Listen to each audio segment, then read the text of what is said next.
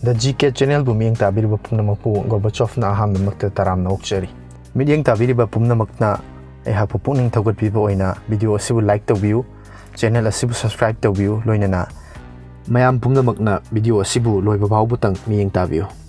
Ngasigi video asi hodringagi mangoinana adomgi screen da uriba contest asigi matangda hena khangbinamagidmakta I button da piriba link natragana description da piriba mamangi episode number 5 pu miyeng tabiu. Ngasigi video asi matang asida haujarage. Ngasigi ahanba wahang asidi aircraft industry is located at A. Bombay, B. Bangalore, C. Calcutta, D. None of this. Aircraft industry asi karamba mafamda leibagi. Ahanbada Bombay, anisubada Bangalore, ahum subada Calcutta, mari subada mathakta pankribasing asi amatta natti. Ngasigi anisuba wahang asidi the National Defense Academy is at A. Khadakbasala, B. Wellington, C. Dehradun, D. New Delhi. The National Defense Academy asi karam mafamda leibagi. Ahanbada Khadakbasala, anisubada Wellington, ahum subada Dehradun, mari subada New Delhi. Ngasigi ahum suba wahang asidi Bharatnatyam originated in A. Kerala, B. Tamil Nadu, C. Andhra Pradesh, D. None of this. Bharatnatyam hariba jagoi asi karama mafamdagi horakhibagi. Ahanbada Kerala, anisubada Tamil Nadu, ahum subada Andhra Pradesh, mari subada mathakta pallibasing asi amatta natti.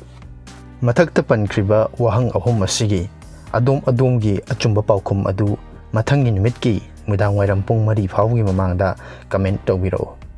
Hairiba question ahum asigi achumba paokhum pibirakpa comment ta pibirakpa miyoi ama khangatcharaga mathangi video da mahaki ming adu laukthokchagani amasung hairiba question ahum asigi achumba paokhum su mathangi video da haidokchagani. Loinana channel asida hairiba video asi numit khudingi numidangi pung nipan tab matamda thadokjarakani. Mamangi video da hangjakhiba wahang ahum. Ahanbada the distance from north to south of India is A. 3,220 kilometers, B. 2,977 kilometers, C. 4,201 kilometers, D. 4,800 kilometers. Hairiba wahang asigi achumba paokhumna A. 3,220 kilometers ni. Anisuba wahangda Ajanta and Ellora caves are in A. Madhya Pradesh, B.